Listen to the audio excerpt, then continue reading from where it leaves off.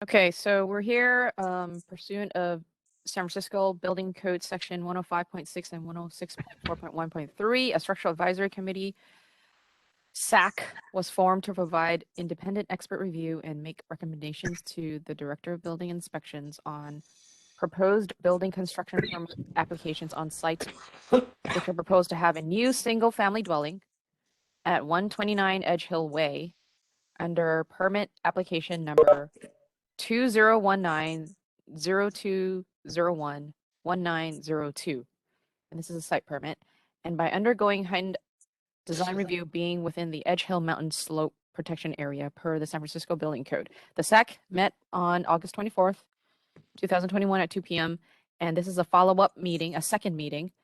Today is Thursday, October 21st, 2021, and it is 10:10 a.m. And first item on the agenda is roll call. Do we have all the SAC members here? Is geotechnical engineer Frank Rollo. Here. Certified engineering geologist John Wallace. I'm here. Structural engineer John Hom. I'm here. Architect Harvey Hacker. I'm here. Okay. And I am Jeannie Chan, host for DBI. Stephen Liu is the plan reviewer for this project. Are you able to hear the meeting? And Troy, may I have you do roll call for the applicant team? Okay. Let's see. I need to get off the phone, Leon. Are you connected?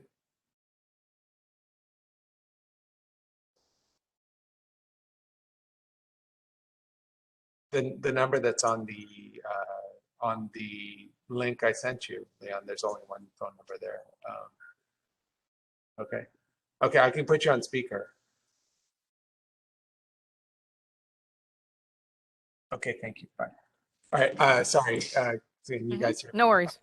So Leon was having trouble connecting. I told him to call into the audio or the phone number.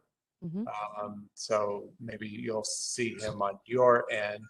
But in terms of roll call for the applicant team, I'll start with Igor. Are you present with us? Igor Kleiner? Yes, I'm here. Igor Alex? is Igor is Geotechnical engineer. Okay. Geotechnical engineer, right? Right. We have Alex from Adept, project manager. Alex, I see you on video. How you doing, Troy? Yep, good. Nice to see you. Do we have Patrick Rum? Yeah, here. Okay, good, great.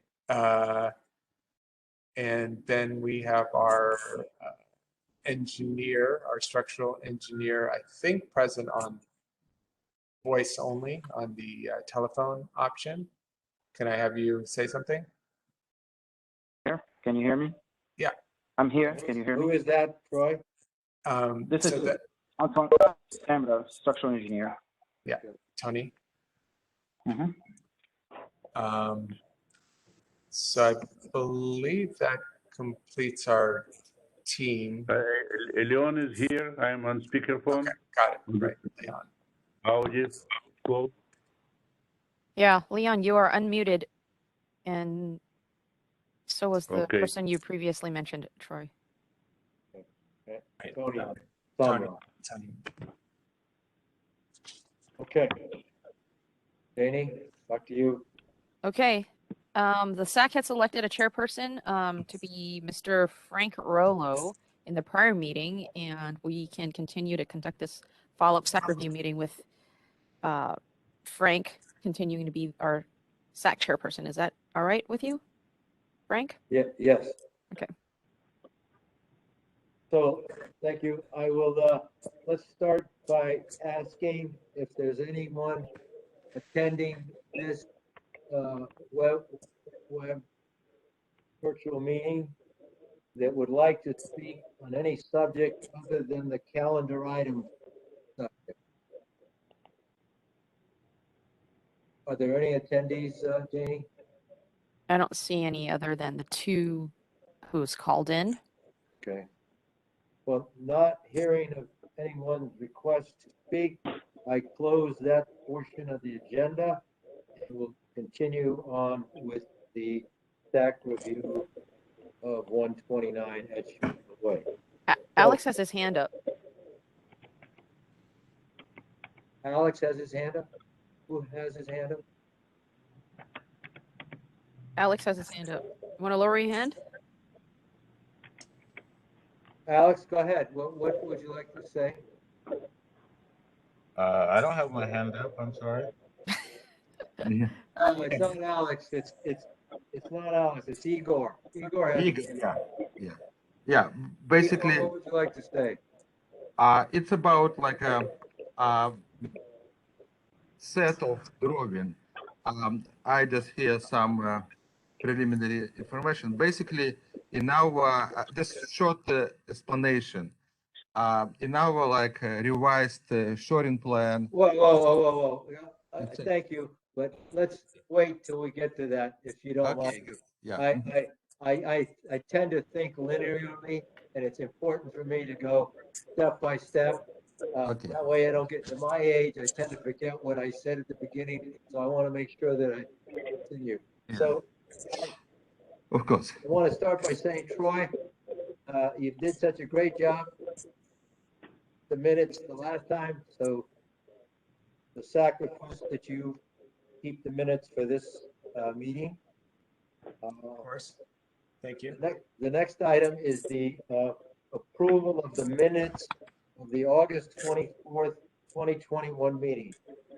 Are there any comments, corrections that members of the staff would like to make to the minutes? John, Tom, any comments? No, I have no comment on. John Wallace, No comment. Harvey? No comment. Okay, I have one. I would like us to spell Janie's name correctly. Janey.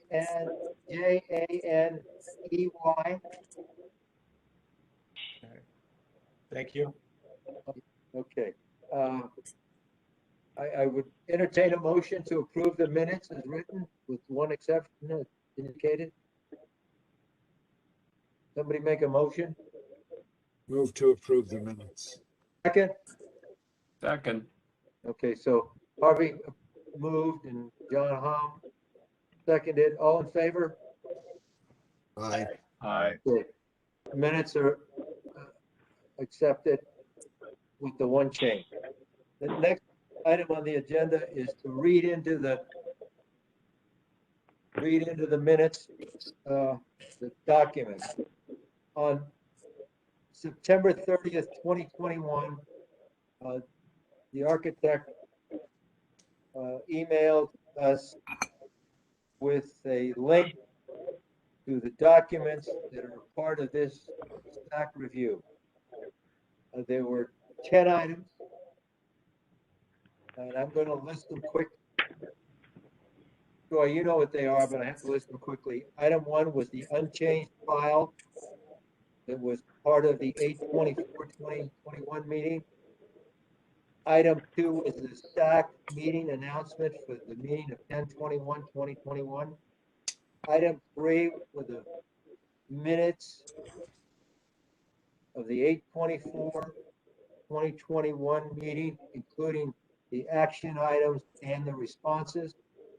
Item 4 was a geotechnical letter, the review of the structural drawings dated September 29th, 2021. That particular letter references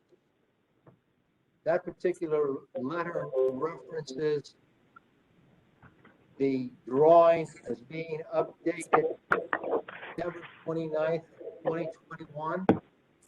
The drawings that were put in the folder are actually dated April 20th, 2021. So if there are drawings dated September 29th, 2021, the SAC did not receive them. Item number 5 was a geotechnical letter, review of the shoring dated April 29th, 2021. And it referenced shoring drawings dated September 28th, 2021. And that is correct. The SAC did receive those. The next item is the geotechnical report that was, according to the document, was revised September 28th, 2021. In fact, it was revised August 30th, 2021. The next item is the structural plans, again, that are dated April 23rd, 2021. Item 8 are the shoring calculations dated September 30th, 2021. Item 9 are the shoring plans dated September 28th, 2021. And the last item are the actual SAC minutes with action items only, without the responses, and it's dated 8/24/2021. Troy, you got all that? Yes, I do. So the key things are if there are in fact structural drawings dated September 29th, 2021, the SAC did not receive those, nor were they put in the public Dropbox. So that's as referenced by the review letter, item number 4. Yes. So that letter has to be changed to reflect the actual date of the drawings that are in the Dropbox. Also, the date of the report is August 30th, 2021. And I think that's just maybe just a typo on your part. You indicate that it's dated September 28th, 2021. It's not. Okay, I'm sorry, that was which item? That's item number 6, the geotechnical report. Okay, I'll make a note. Okay, so we're now going to move ahead. The way I'm going to conduct this meeting, I'm going to go, I have many comments. John has several. John Hom has several. John Wallace will speak as we go through. He's got a bad cold and is limited in what he can say. The first action item was to provide Steve Liu with the appropriate documentation that describes the building, including pre-application meeting notes, which were included in the architectural set. Was that done, Troy? That has been provided to DVR. Okay. It's not shown as a response. That's why I asked it. Right. So please show it as a response to this meeting. Yes. Okay. The next action item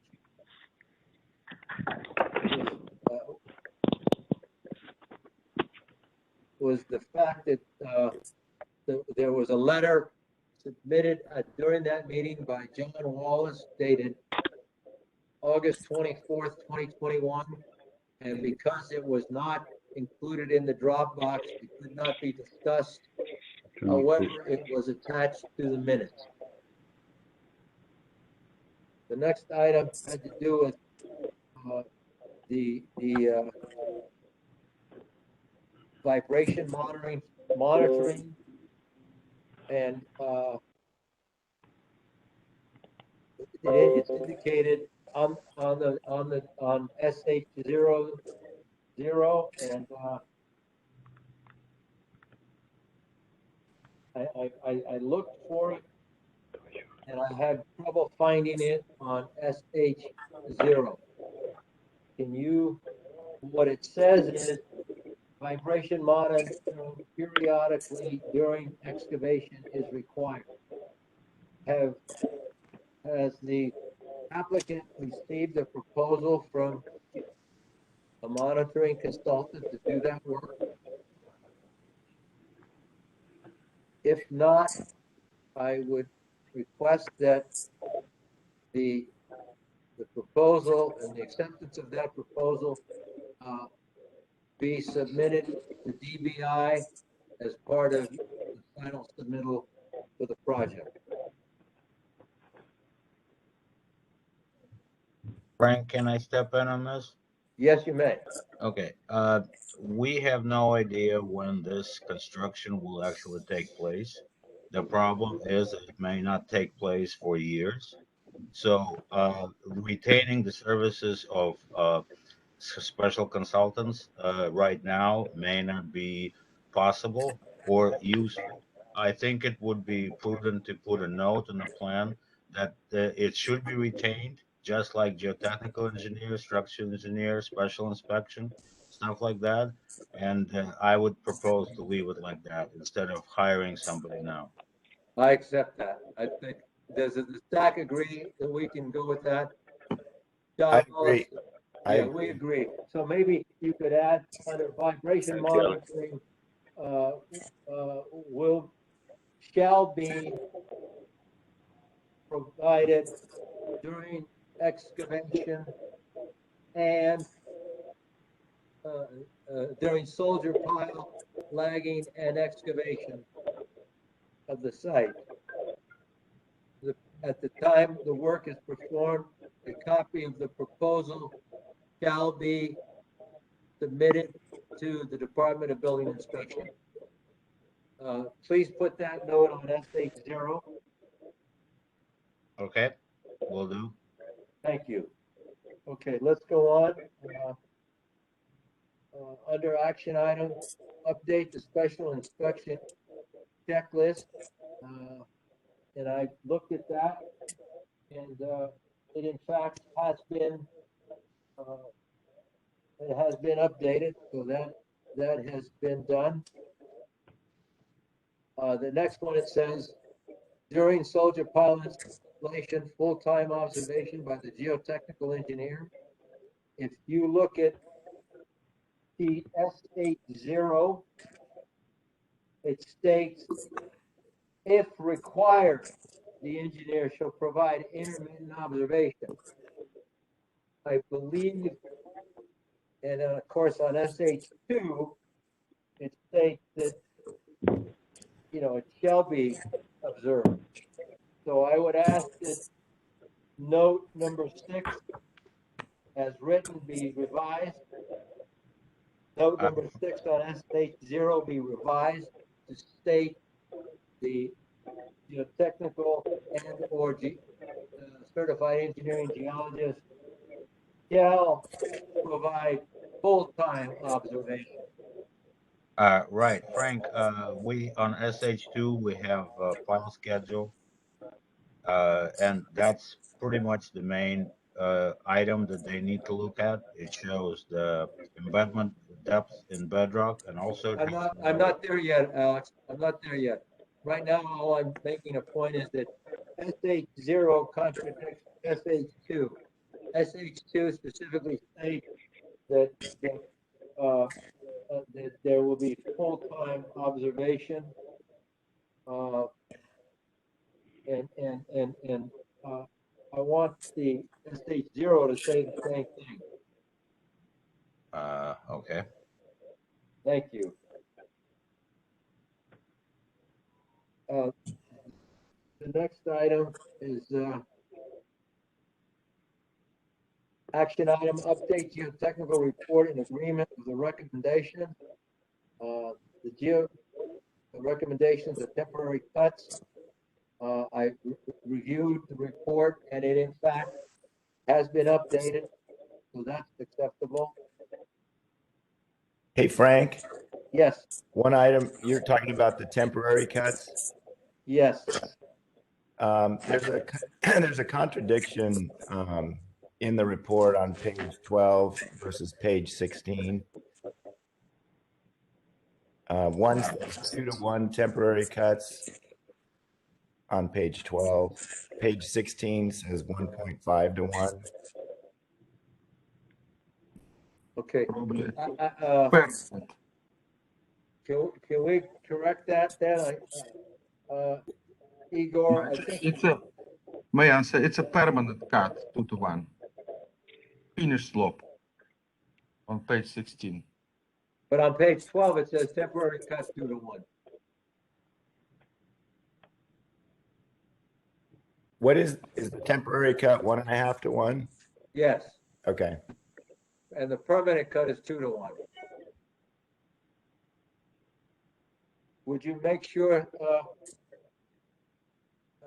please make sure, Igor, that any contradiction is corrected? We appreciate it. Yeah.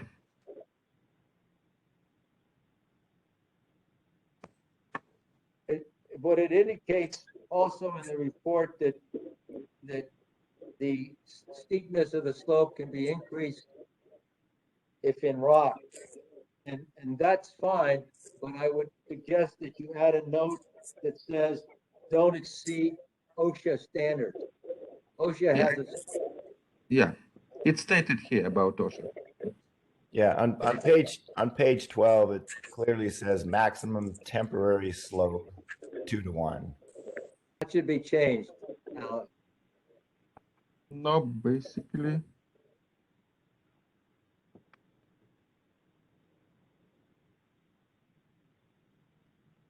Page 12 of the report where it says temporary slopes of 2-to-1, that should be 1.5 to 1. Yeah. And on page 16, where it says that the temporary slope is 1.5 to 1, and then it goes on to say it can be increased in rock. And what I'm saying is you should add a note saying, but don't exceed OSHA standards.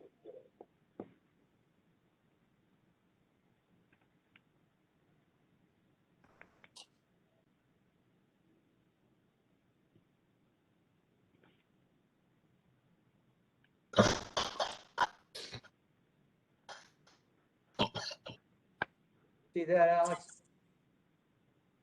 Yeah, Gary will Yes.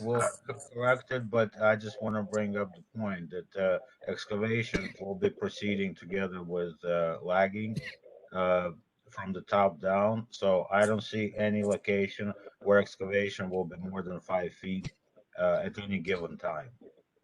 Well, that's fine, but the report should be consistent. That's fine. We appreciate that. My understanding is the excavation the installation of the shoring will proceed from the bottom of the hill uphill. And to get the rig up there, you're gonna have to make some cuts. And that's all we're asking is that we're consistent. And I wanna get into Actually, that. I beg the difference. Right now, it doesn't state start from the bottom. It states it's open for interpretation at this point. But what we ask for is all piers are drilled first. All Well, piers. wait. If you look at page 4 of the minutes, you Alex specifically stated that the machinery climbs from the bottom of the hill. Yes, for excavation. As we go, you pull the dirt down to you. But the pier drilling is done from the on a bare land. We just remove vegetation and drill the piers and install soldier parts. And after that, proceed with excavation. Well, okay, we're gonna get to that when we get to the shoring drawings because they're confusing. Okay. So let's just move on. I'm on page 5 of the minutes, and it says geotechnical report to update diagram for tieback walls, piers into 10 feet into bedrock only, eliminate wording on page 16. Then there was a response that says the wall pressures have been revised, and I've checked that, and that's fine. But at this point, I'd like to discuss, there is a significant contradictions in these documents. On the shoring drawing, it specifically states that all piers will be at least 10 feet into rock. Okay?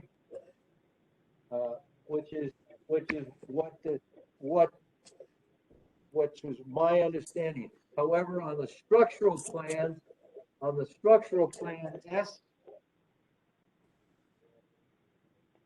S01,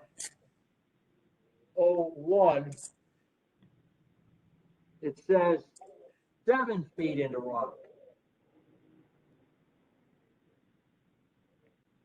So that should be 10 feet. So SO1 should say 10 feet.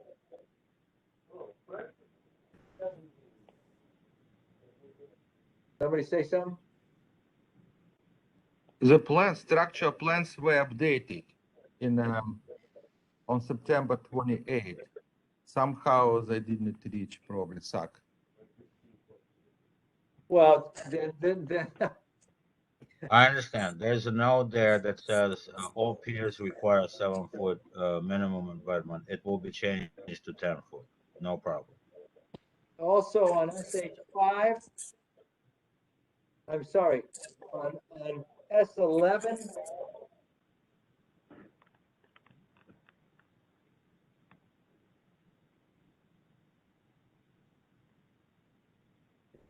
it says minimum embedment into bedrock 10 feet to be verified. Yes. Okay. So the 7 feet that's on S01 should be changed. Yes, agreed. Okay. So let's go on. So I'm still on page 5, as I've indicated. It states that under response to action item, it says report explicitly states that 10-foot pier embedment into bedrock required. No, the report does not say that. What the report says specifically is it says into competent soil or bedrock. And that's on page 18 of the report. So the report should, in fact, there's nothing on page 15 that says that the piers should be 10 feet into rock. It says it on page 23, but it needs to be consistent. Actually, it's on page 15. It is stated Where? explicitly on page 15 that also the piles should be embedded 10 feet minimum into the bedrock. Okay, that's on page 15. On page 18, it says the actual length of pier to be determined. It should be competent soil / bedrock. Okay, and then on page 23, it says 10 feet into rock. okay, so the drawings specifically state except for the structural. So let's make sure that we're consistent throughout. That's all I'm asking people. Makes it easier for. Yeah. On page 5 of the minutes, it specifically references, it indicates geotechnical engineer to update diagram for tieback walls, piers 10 feet under bedrock, eliminate the word soil on page 16 of the report. And then it indicates that the tieback wall pressures were 10H plus 45. I will accept that diagram, Igor. That's fine. That's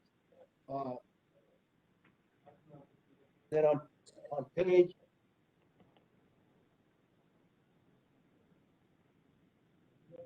7.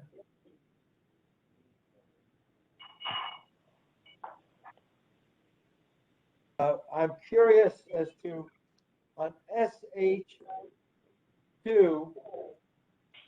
soldier piles SP1 through SP3. There are no soldier piles SP1 through SP3. There's a P1, P2, and a P3. Yes. Is that what you meant? What was the question? Sorry. Troy, would you put up SH2? Bear with me a moment.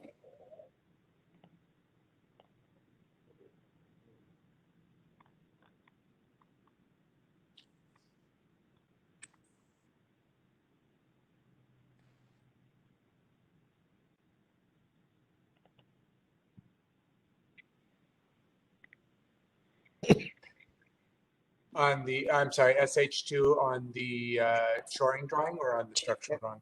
SH2 on the shoring drawing. Okay, let me figure out how to share my screen now. I think somebody has to enable me to share. Janie, could you share the screen, please? Yep. Thank Troy, you. right? Yes. Yes.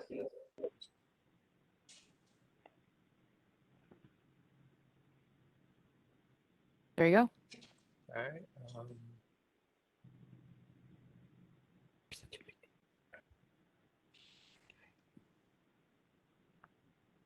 Okay. Download this. Okay. Do you want me to zoom in anywhere in particular? Yeah. This is critical. The way the phasing is described, the top of the hill is on the left, the bottom of the hill is on the bottom, right? It's as these drawings are prepared, it says phase 1. It says pier drilling phase 1. You see that? That's the title. Where is phase 1? Phase 1 is on SH1. I can't hear you. I'm sorry, you're garbled. It's on SH1 pier drilling. Okay, I'll go to SH1 is a topographic survey. With piers. Pier drilling diagram, phase 1. Where is phase 1? It shows that on SH1 pier drilling diagram phase 1. That shows all the piers. It shows all the piers, yes, because we're putting in all the piers at the same time first before anything else. I'm sorry. Okay, here's my problem. Yeah. When I go to SH2, it says pier drilling phase 1. You see it? When I go to page when I go to SH3, it shows the shoring plan for phase 2 being piers 40. I guess what's confusing, and this is where I need your help. When you talk about the phases, are you talking about the phases of excavation or the phases of pier drilling? Phases of excavation and lagging only. Pier drilling is phase 1. After phase 1, we go with partial excavation and lagging. I can clean it up if you like. That's not a problem. Would you kindly, on SH2, SH5,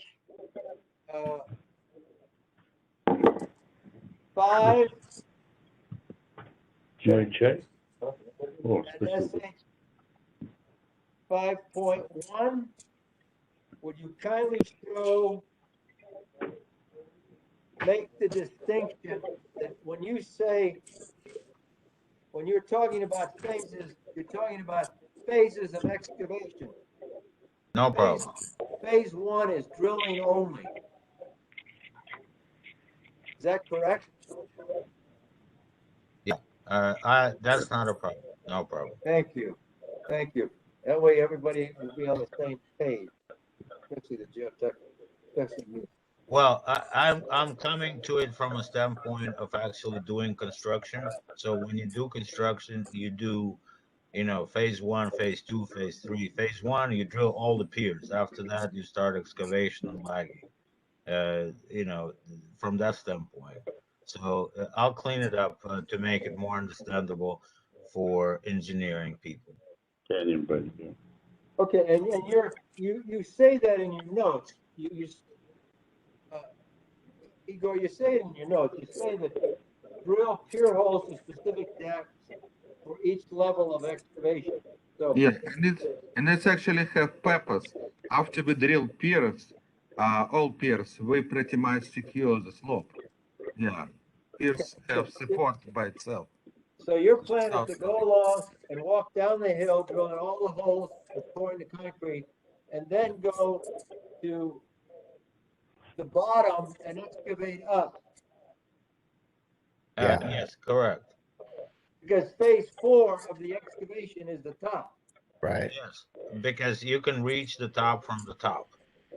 Okay, thank you. Maybe you could have a little sequence. Step 1, drill all the piers. Step 2, excavate between lines A and D. Phase 2 between B and CQ. Between phase 3 is C and D, and between phase 4 is between D and the top of the slope. Somehow, That's give right. a narrative. I can change the sequence to show that phasing. It's not a problem. Okay, thank you. Construction. John, while we're here, John Wallace, if I look at SH5, I believe they've complied with your request in your letter. They show the depth below bottom of it. They show the total depth, the depth below bottom of excavation, and the depth in the rock. Does that meet your requirement? Yes, in our, pardon me, in our second bullet point, we wanted the pier schedule to be cleaned up, and that satisfies our second bullet point. Okay, thank you. Okay. And we've taken care of the pressure diagram. We've taken care of, I'm on page 7. Leave that sheet up, Troy. That's a good sheet to work with. Page 7 talks about revised 4SH4 to show the diameter of the hole, and that's done. Then it says revised 6ASH4 per sequence of operation. So if I go to 6SH4, I'm not clear. It says complete drilling for all piers shown on sheet SH2.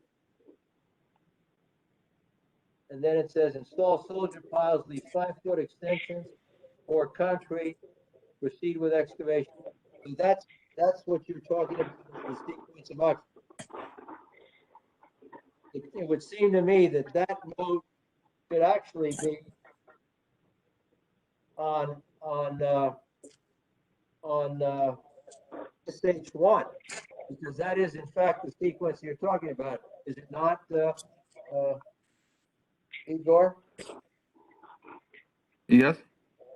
Okay. Thank you for clarifying that. Very helpful.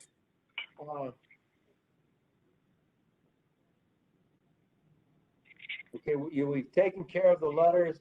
We just need to revise the letter, the structural letter references a set of drawings that we don't have. And unfortunately, if we put those in the drop, well, okay. Are the drawings? Oh, well, we'll wait. Let's get to that. Let's go to, on page 7, item 8, gravel at the top of the site.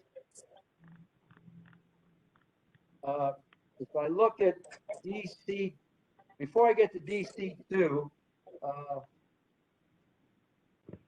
if we look at SH2, it shows the gravel, but it does not indicate, there's nothing there to indicate that there's going to be filter fabric. And if you recall, I requested that this gravel be wrapped in filter fabric so that there wouldn't be any potential for piping. And then if you go to DC2,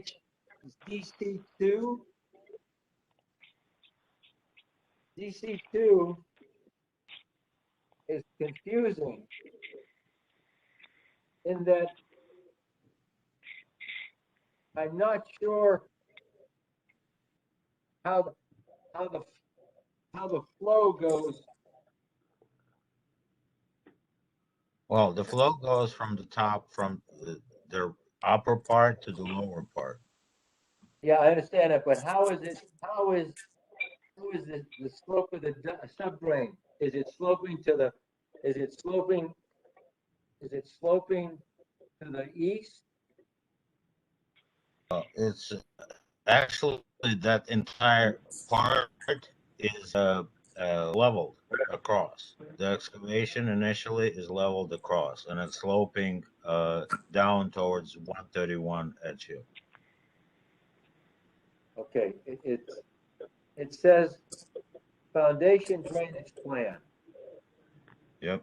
I am sure, if I understand, these dark lines are, can you put, yeah, there is, the dark line with the arrows, it shows that the flow is to the east. Yep.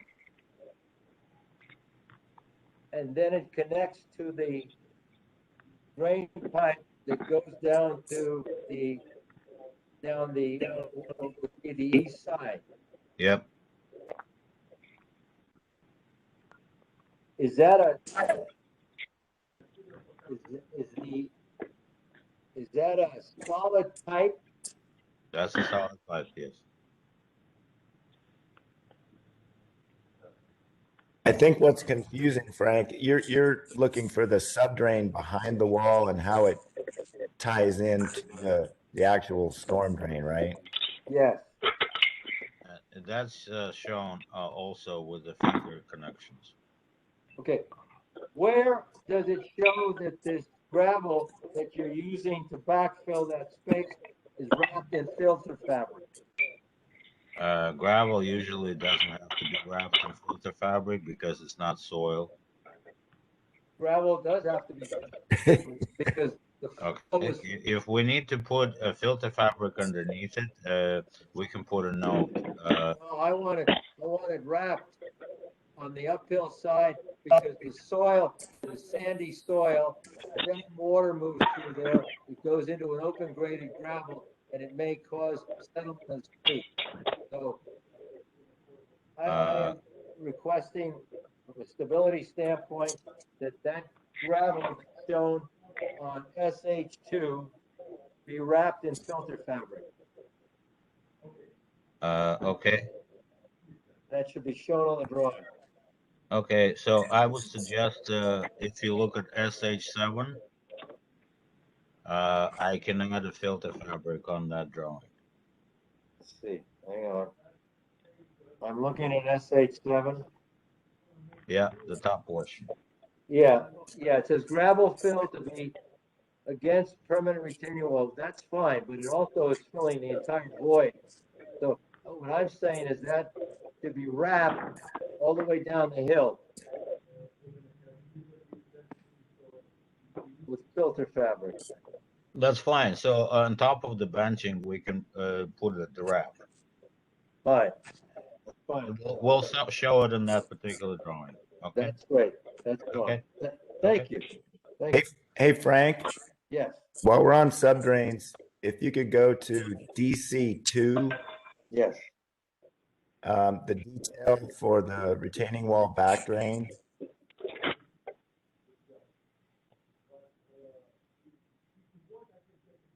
Where are you? At the lower right, the detail shows a perforated pipe with the perforations up. Yeah, you asked that be changed, the perforations down, because that's the standard in the industry. Right. Well, there is no standard in the industry. There are both ways you can do it. But on a steep downhill slope, I would refrain from using perforations down, simply because the pipe needs to collect water from the top, generally speaking, and move it down the hill instead of back into the soil? Yes. I'm on a 2-hour conference. Well, I've never seen that. I've never seen that either, and I've been doing it, for 58 years. So I guess what we're saying that the two of the 4 SAC members are requiring that the perforations be down. well, you could wrap the pipe with a filter material on. If you turn the perforation on to the top,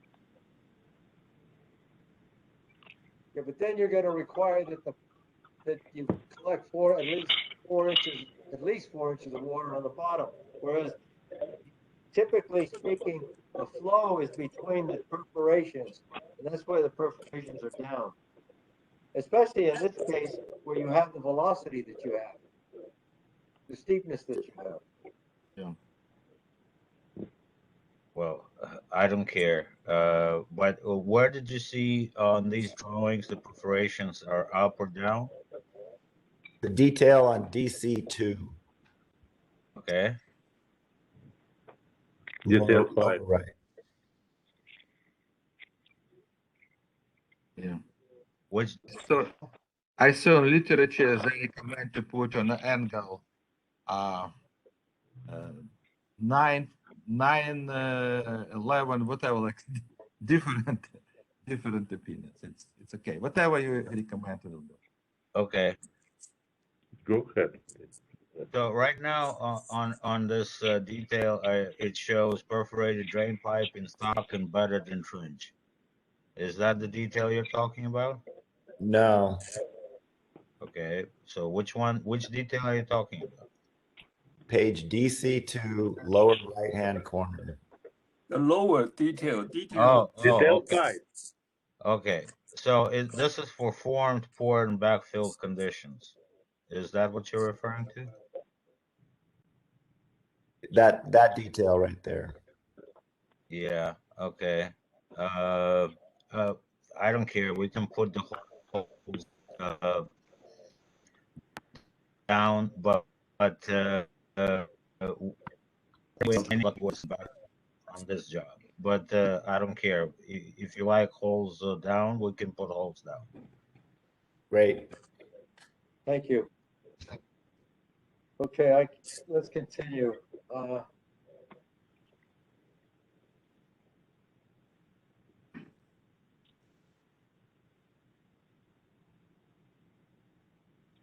SH3, if you go to SH3,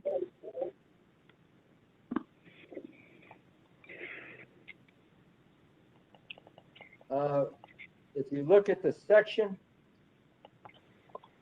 you show the ground surface, and then you have what's referred to as a dense substrate line. See that? It's the second sloping line. Yes, we can remove it.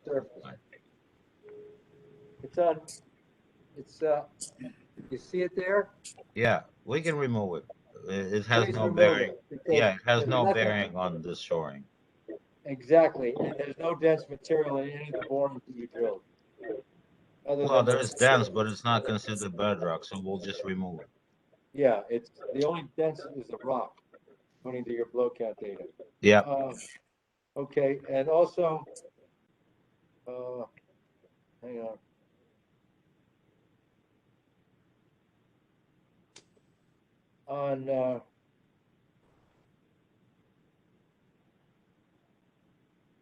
On surcharge note, SH2,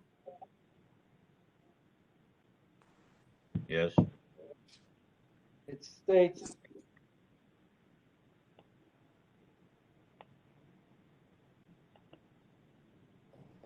surcharge note not shown on SH2. There's reference to a surcharge note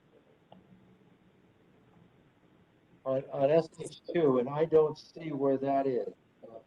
Actually, it's on SH0, I think. It's about storage of materials close to shoring.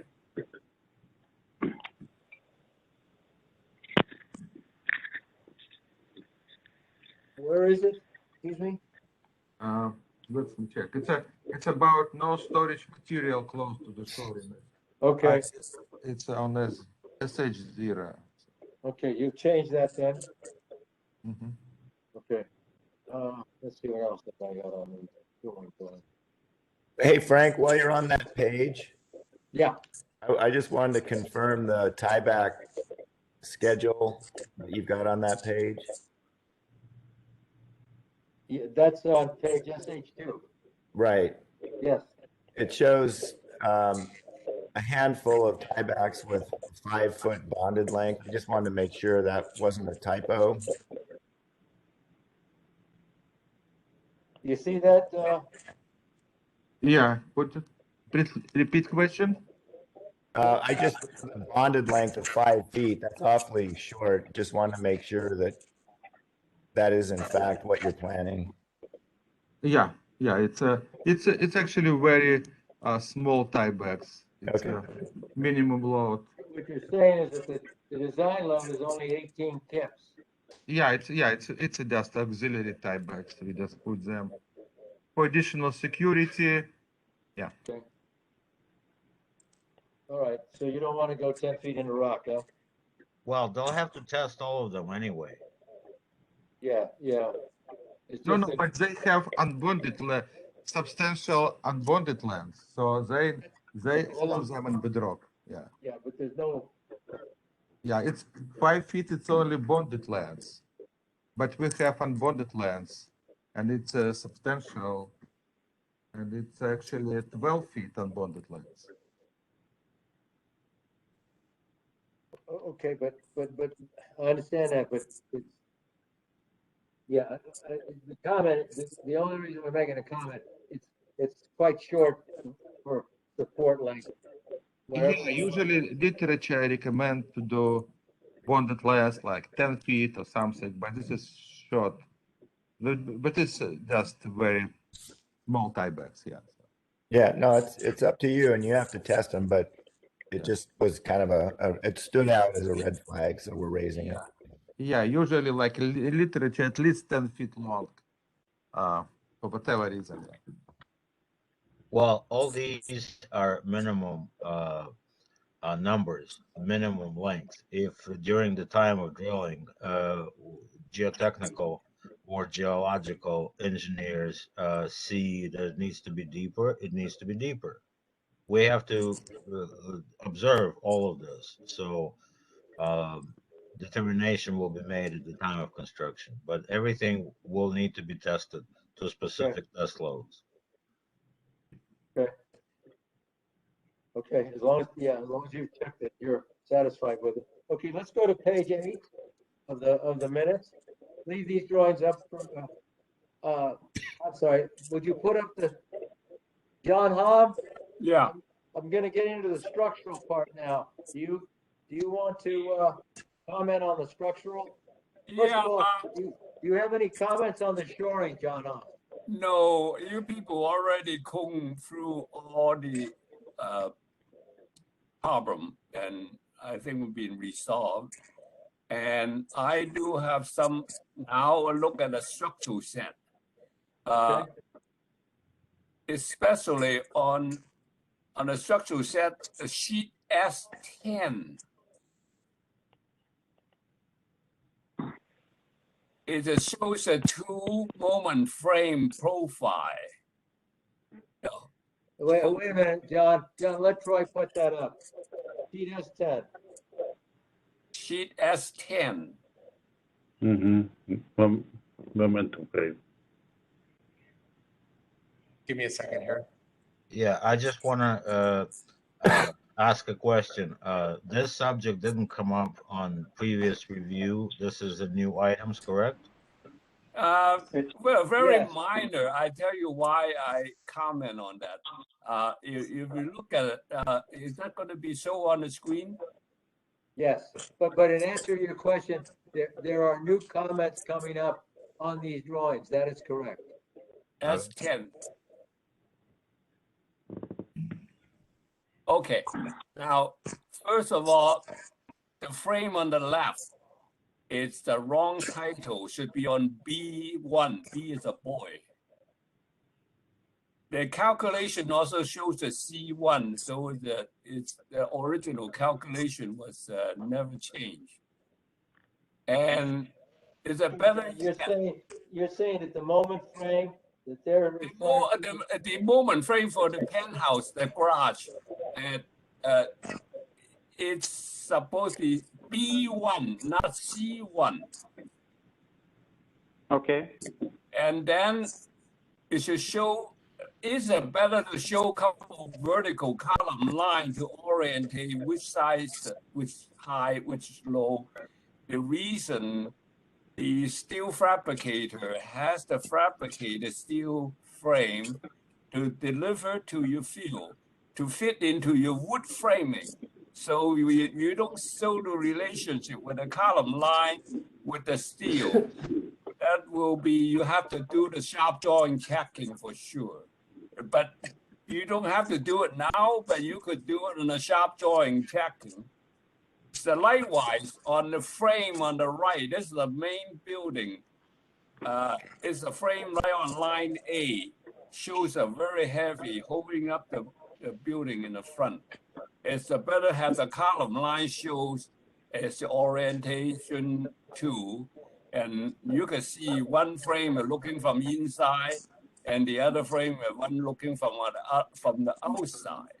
So if you show the column line relationship with the steel fabricator has to make the steel accurate to deliver to the field, to fit into your wood detail. I think this suggestion you could add it on or checking through sharp drawing one way or the other. okay, so what you're saying, John, is if I look at south elevation moment frame, the vertical column line on the left is line 1. Should be 5. That triangle, the sloping frame, the column line on the left is a 5. On the right is a 1. But looking at the profile on the right, the left side is the 1, the right side is 5. Okay. No, the right side is 1, the left side is 5, right? So it's the orientation very important for help. Wait, I'm confused. Let's look at the one on the right. The one that says AS10, line A. Where is column line 1? Column line A. Pardon? Column line A. The frame elevation is line A. Right. So line A, the left side should be column line 1. Column line 5. Okay. The high side on the column line 5, and the right side column line 1. So see, if you show the column line, it's all very easy to identify. Yeah, no problem. We'll add. Troy, are you there? Troy? Yeah, I'm here. Yes. Will you put a 1 where the line 1 is, and where line 5 is on the north elevation? Yeah, no problem. It's very simple, but you could pick it up from your sharp drawing for the steel fabricator. Submit your sharp drawing have to get the dimension right because they deliver to the field to fit into your wood framing. Yeah, no problem. We'll take care of it in the set, in the construction set. No problem.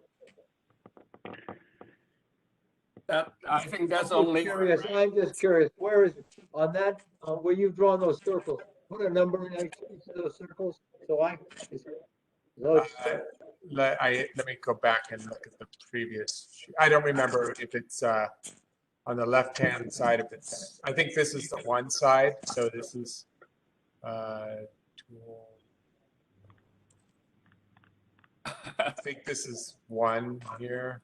Yeah, Okay. take some time to identify. Yeah, well, that we understand the point. I think. Only the structural engineer knows. Well, would it be helpful if these columns are added on S8?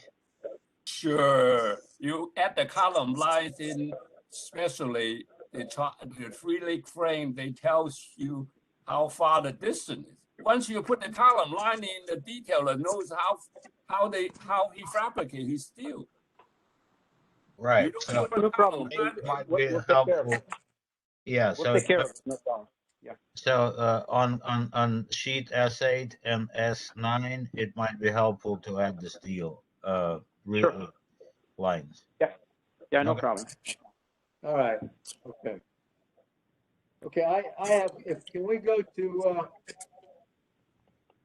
it says, talking about, John, any more comments on the structural? No, I think the building itself it's a sheet wall building on three sides. Really open up on the downhill side. It's a view side. That's why the moment frame there. So it's the key thing holding up the whole building. Right. Okay, so I have on, S1, we've got both 16-inch structural slabs and 18-inch slabs. So basically, and I interpret this now that this entire structure is, the slabs for this structure are all structurally supported. Is that correct? They're not slabs on grade. It is not a slab on grade. It's a structural slab. It is 18 inches, and we have number 6 top and bottom each way. Yeah, except that on one of the slabs, it's a 16-inch slab. If you Yeah. go to, you go to, We'll fix it. No problem. Frank, you can look at S12, structural drawing S12. The cross section tells you the slab on grade. yeah, I know, but that Oh. these show predominantly 18-inch slabs. But if you go to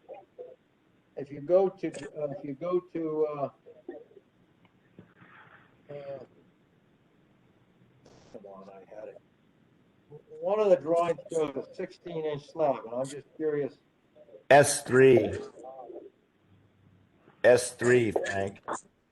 S3, that's correct. S3 shows a 16-inch slab at line C0, from line B2 to C0, and between lines 1 and 2. It says that's a 16-inch slab. Is that what you wanted, Tony? Yeah, on the upper level, I'm pulling out the drawing. 1 second. Yeah, and it's a 12-inch slab at the very top on S4. Yeah. So yeah, on the second story it's 16, and on the third story it's 12. Okay. And that's so it's. It is correct. Yes, it is. Okay, correct. so we have 12, 16s, and 18s on the job, right? Yep. Yeah, we have this S1 is 18. That's the most critical one. Yeah, the sheet S12 tells the story of this concrete slab. Yep. Correct. Yeah, and then I guess the last comment, it's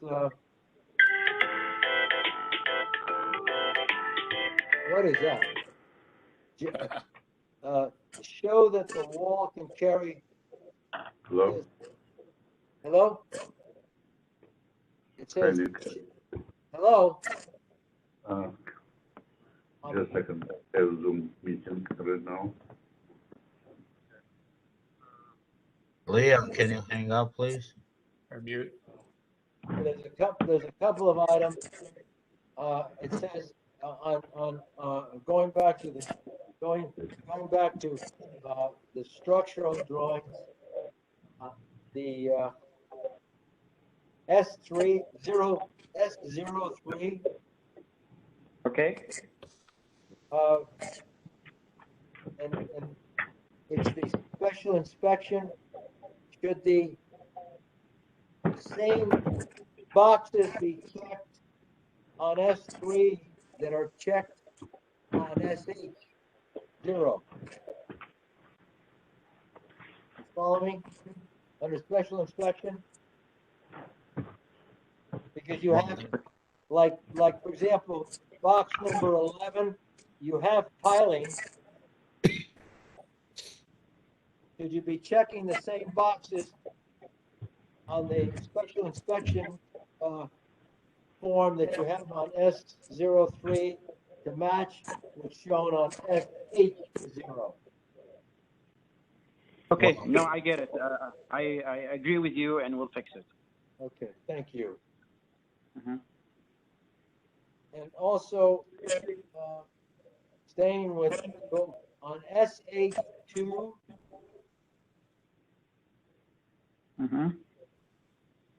John says, show that the wall can carry surcharge from adjacent load. I'm not sure that was John Wallace that asked that. No, And you say, note added to SH2. Where is that SH, state that wall can carry? What we're talking about is the load from the adjacent structure. SH2. Go to page 8 of the minutes. At the bottom, it says, note added to SH2.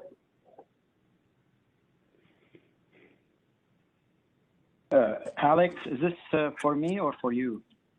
I have no idea what node. There is no adjacent structures to within 9 feet.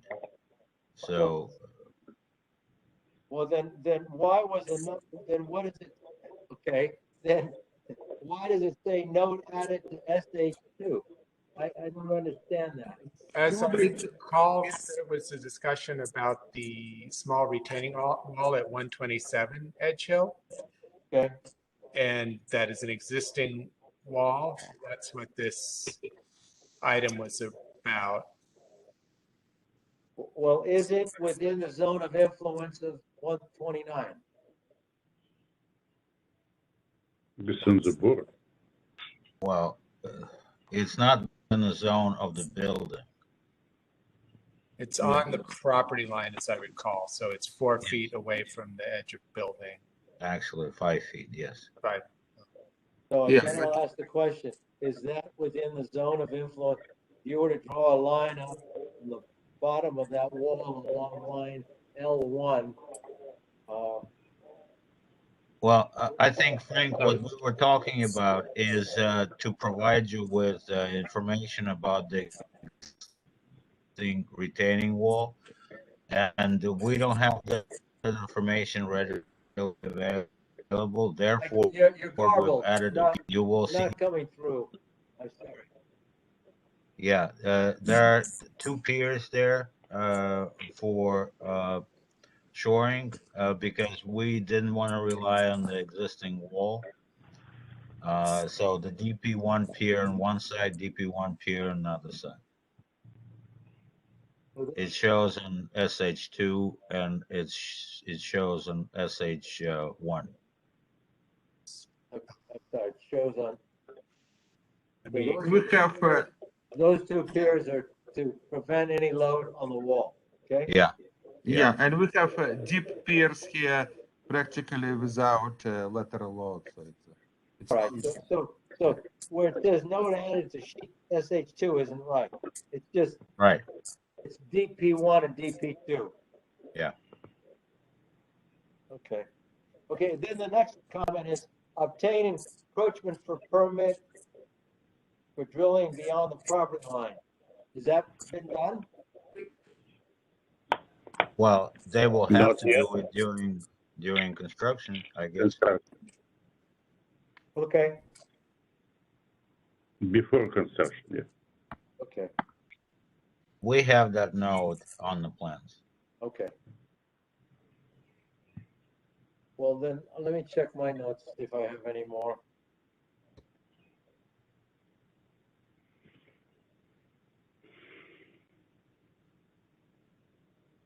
Oh, the shoring design is based on, I don't see any calcs that cover the design of the wall, the 16 and the 19-foot high cut. the maximum that's shown on the design is 14.5 feet. We don't have 19-foot cuts. No, it's a. I'm sorry, I can't hear anybody. No, it's no such deep cut, yeah. Well, Design, yeah. there are no cuts 19 feet? No. No. Okay, then, I mean, that's something Steve Lou's gonna look at, so it's referenced as a 16-foot cut, that's why I'm curious why. Well, right now our tallest retaining is 14 foot, 14.5 feet. That's what I thought. Yeah. But if I look at, hang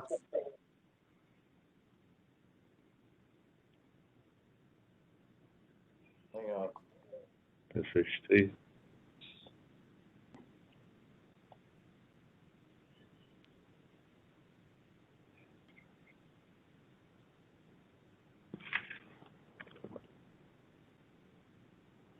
if I look at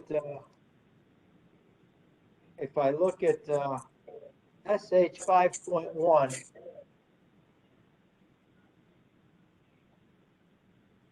that cut is 19, at least along line C0, that cut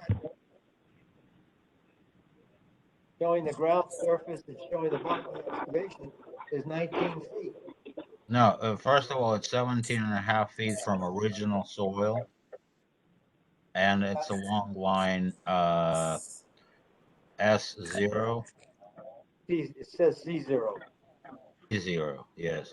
So if you look at sheet SH6, you will see that the temporary cuts, because excavation proceeds from top down, will not be near that level. Oh, you're saying that top piece? I guess I'm confused. If I read this correctly, if I look at the on SH 5.1, on one side it says 17'6", on the other side it says 18 feet 7. Right, because it's sloping. The level is Okay. sloping. So now I go to SH6 and I look at that C0 line. It shows the ground surface. And it shows if I,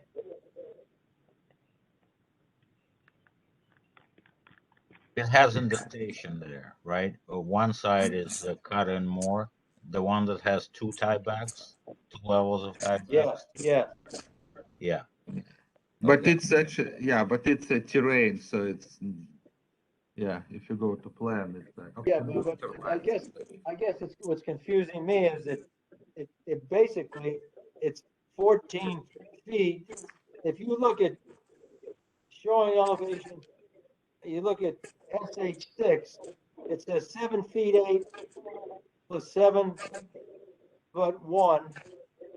That's 14, and then it shows another, I guess 5 feet above that. That's a 19-foot cut. Basically, in calculation, actually, I use this 18 feet. But remember that it's even less because it's just terrain.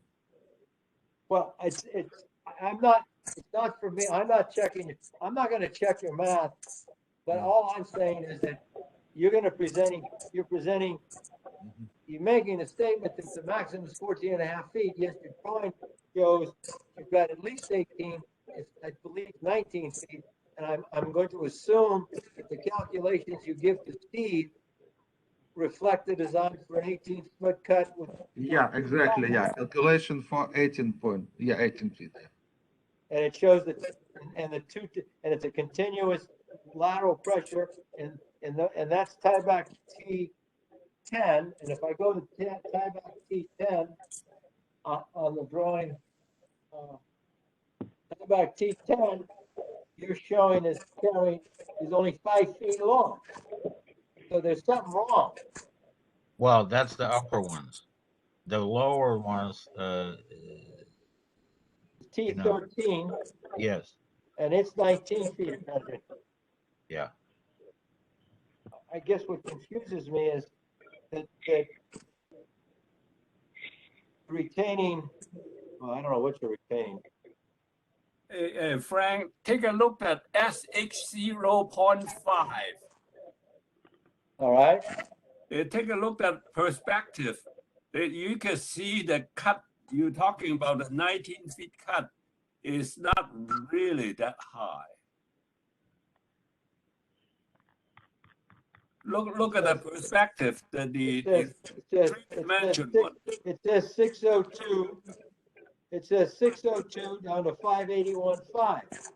That's 19 feet. Yeah, from native grade. But once again, 21 feet. It's over 20 feet. Okay, guys, I'd like to say again, on the basis of what's drawn, if you can demonstrate that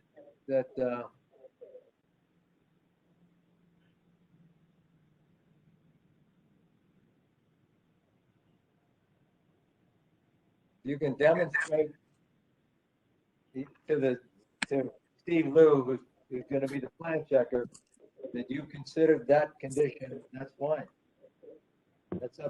That's well, all the calculations were provided and the calculations support the current condition. okay. All right. Yeah. Let the minutes indicate that, Troy. So we're now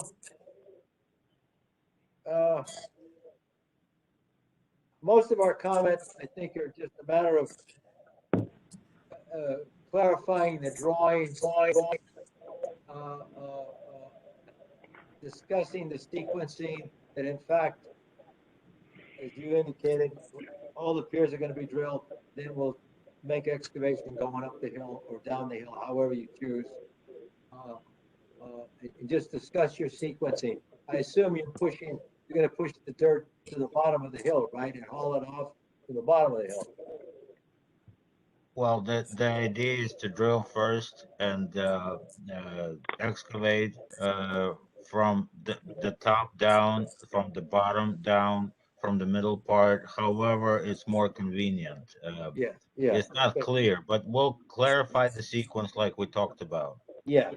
So you've got all our comments, and so now I don't see and I'm gonna close the discussion with the applicant design team.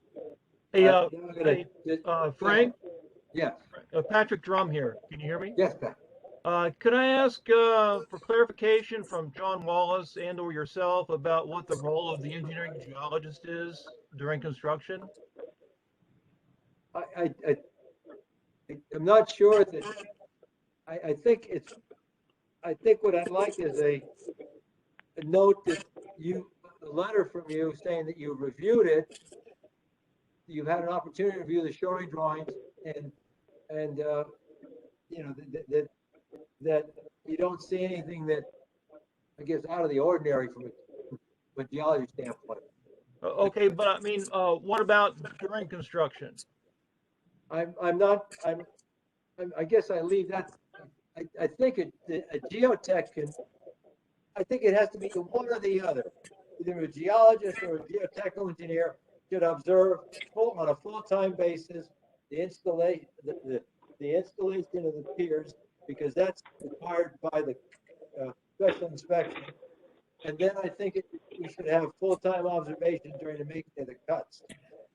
So I would prefer that the geologists look at the cuts as they're being made, and that the geotech do the drilled piers. Okay, that's fine with me. Well, there's Frank, there's one contention, you know, who determines the depth of the pier drilling?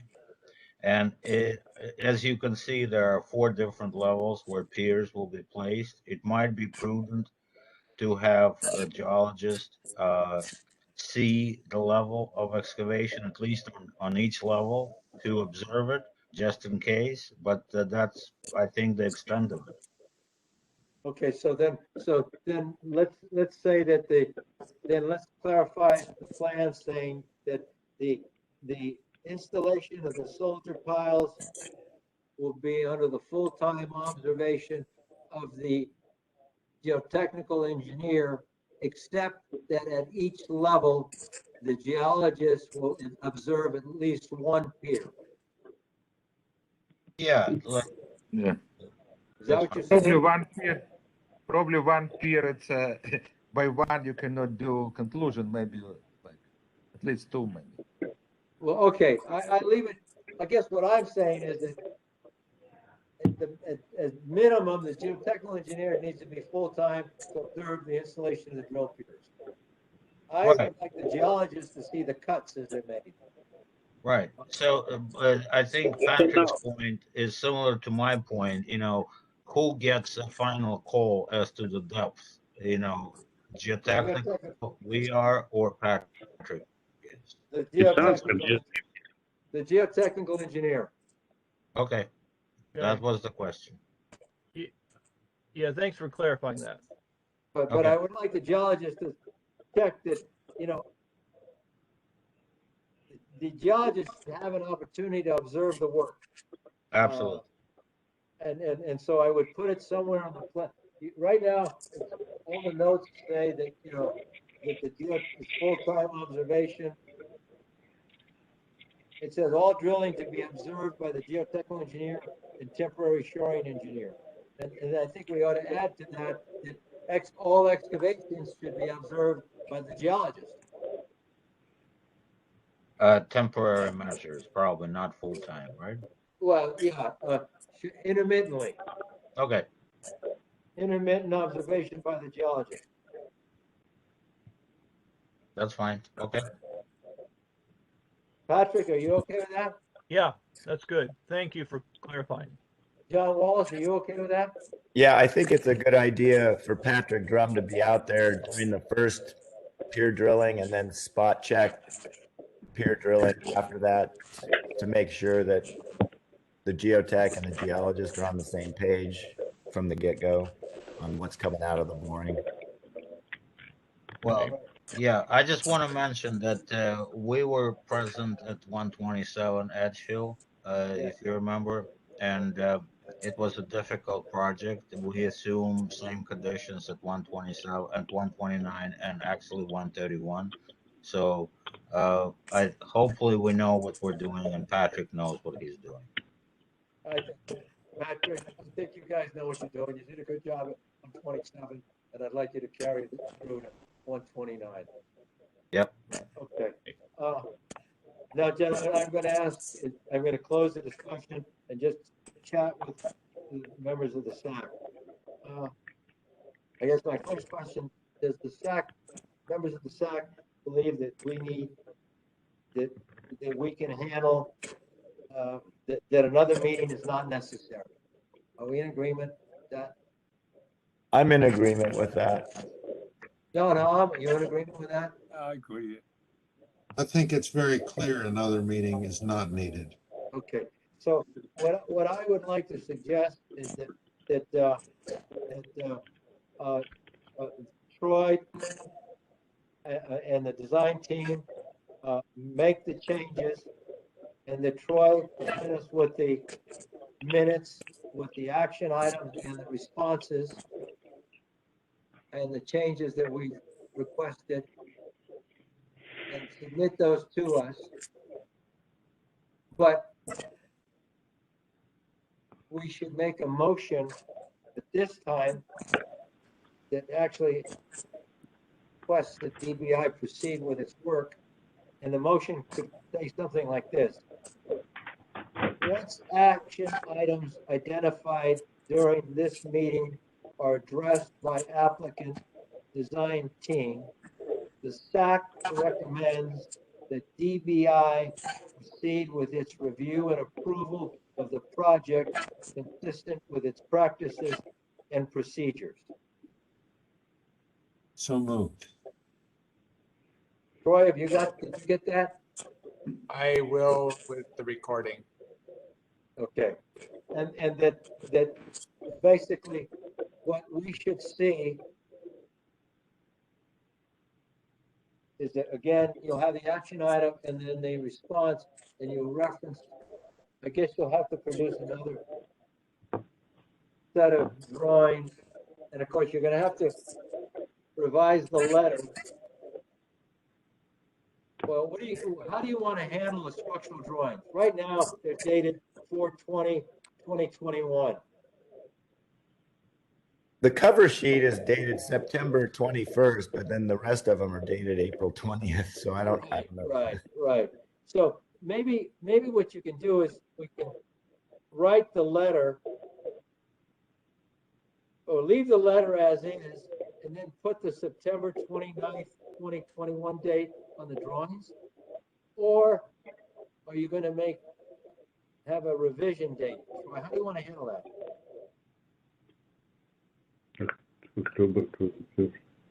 The structural plan should have a revised date that reflects throughout the plan set. Yeah. Right now it shows revision 2 on 9/21/21. So Only on sheet 1 though. yeah. So what you're saying is add revision 3 and put let's say today's date, and we'll go with that. And then Same with revise your letter. Well, make the change and then revise your letter to reflect the revision 3 date. Okay, and same with the shoring drawings, I assume? No, I think the shoring drawing, just make the changes, leave the 9/28 date alone. Okay. But all I ask is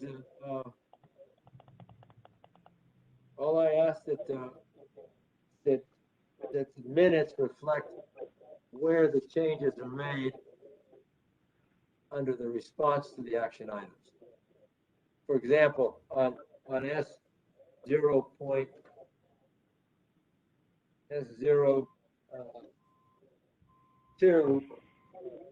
you're going to say that the boxes in the special observation were checked. That kind of thing. You're going to flip C1 to B1. You're going to add the grid lines. You're going to get rid of the 7 foot of penetration that's on S01 and make that a 10 feet. You're going to get rid of note number 6 that says if required. Well, it's the changes that we're requesting. Right. And you're going to tell us where to find those changes, but you're not going to change the date. Okay. So that the letters, yeah. Frank, I question that. I think anytime you make any change to a plan, you have to revise the date. Otherwise, there are going to be 2 plans that show different things with the same date, which is a possible source of future confusion. I agree. Good point. Okay, so Troy, add a revision to every drawing where there's a revision made. Okay, question. So another submittal? Yes. Yeah, but that submittal just goes to TPI. And we get copies so that we could check to make sure that they're done. So Frank, the revise each sheet that has a revision, we'll call it Delta 3 or revision 3, and leave the sheets unchanged with the original date, or add that date to every sheet in the set, regardless of whether it's revised.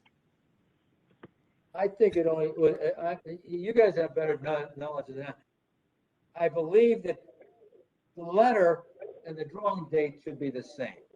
So I would put the 9/29 date on all the drawings.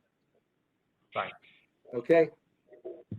Then I believe you should have a delta wherever we've made a change on a drawing. Fine. and Yeah. put the date of that change. Is that what you're saying, Harvey? That's perfectly logical, as long as the letter enumerating the drawings then lists, all the various dates. But it would be much simpler to put today's date on all the drawings, whether they've been changed or not, and then the letter can just reference that single date. Okay. And then you cloud the changes on the sheets. Okay. So Adept will write a new letter, and so will Patrick, and they will reference whatever the date you guys decide to put on the drawings that reflect all the changes. And Yes. that date will be on all the drawings. Okay, Is that so what I'm hearing? Yes. Troy? Yes. Okay, so there's a motion that says, once action items identified during this meeting are addressed by the applicant's design team, SAC recommends that DBI proceed with its review and approval of the project consistent with its practices and procedures. There was a motion, and that motion was by Harvey. Is there a second? I'll second. Second by John Wallace. All in favor, say aye. Aye. Aye. Unanimous. Okay, so that ends this portion of the meeting. I guess I should ask, are there any attendees that wish to comment on the project? Can I ask a procedural question before we do that? So we're providing revised drawings in the meeting minutes to the SAC, or these all go to DBI at this point for them to continue the process based on the comments you made at this meeting? I think you should make I believe it would be helpful to Steve if you could record the minutes, put the action items and the changes, and then another memo. In this case, I would prepare the minutes with the action items, and then I would prepare a separate memo that listed the action item, the response. Okay, and get those to me and the SAC and to Steve Liu as quickly as you can. Then once we've all signed off on that, then send the whole thing to DBI for review. Thank you. I would do it in one step, but do it after we've reviewed the drafts. Draft minutes And then and the draft revisions. the draft and then the revisions to the documents. Okay, Yeah, so the draft minutes should be sent to everybody. sure. I think what Frank just said is send everybody the draft minutes, the responses to the action items, and the updated drawings. Right.